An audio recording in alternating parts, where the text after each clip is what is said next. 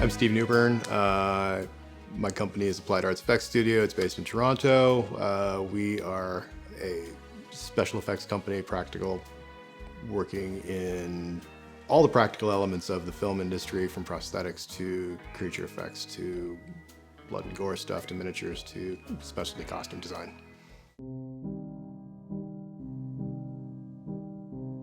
I was working with other people. I mean, it's like you get, your start in the industry is usually working with somebody else that does this type of work and working for them, with them, in conjunction with them.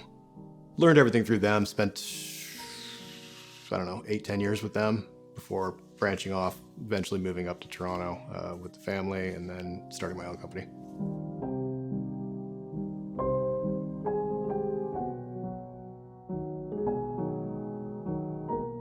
Yeah, the last few years we've been nominated for our work by the Canadian Screen Awards. I guess it's kind of the Canadian version, film version of the Oscars, I guess.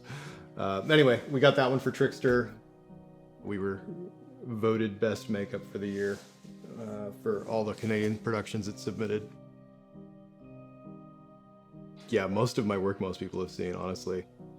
My career's been all the Marvel movies, all the DC movies, Chris Nolan, who did the Dark Knight movies and Inception and Interstellar and all that kind of stuff. Martin Scorsese's movies, Aviator, Departed, a lot of that stuff.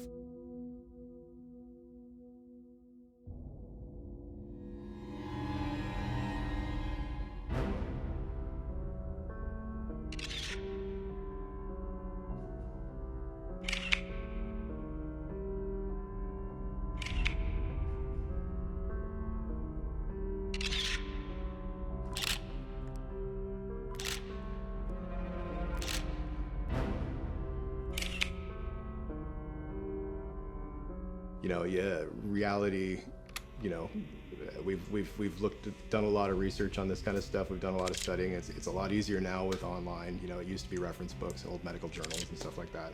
But often it just comes down to, perception of reality versus reality, and as I said, what a director wants to see happen versus is that actually realistic.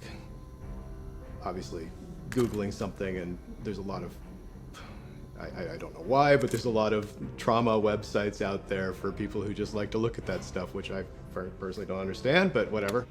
Yeah, I mean, you can go to that kind of thing. You can find, oh, here's a car accident guy. Here's a guy who had a piano dropped on his head, whatever. I mean, it's crazy what's out there if you actually look and if you know where to look, but try not to.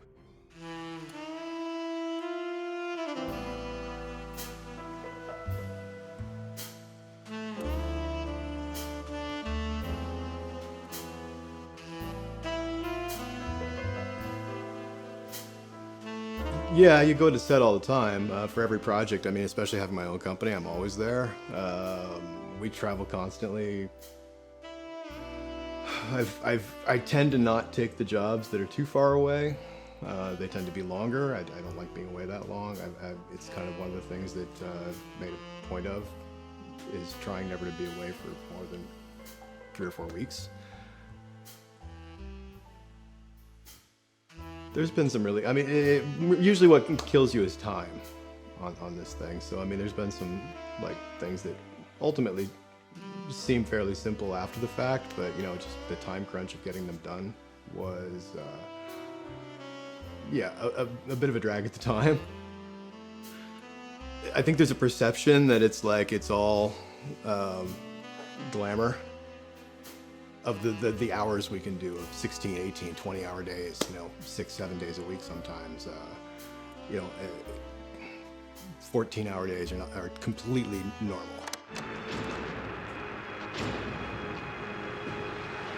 That was about a 20-hour day.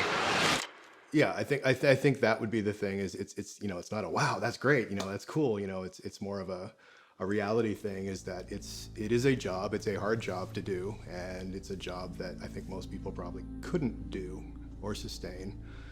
And it's a job where you have to think outside the box. Like I said, you have to be creative. You have to have all these different pieces to your character that come together along with other people with the similar interests and stuff, and then you make these things happen. So.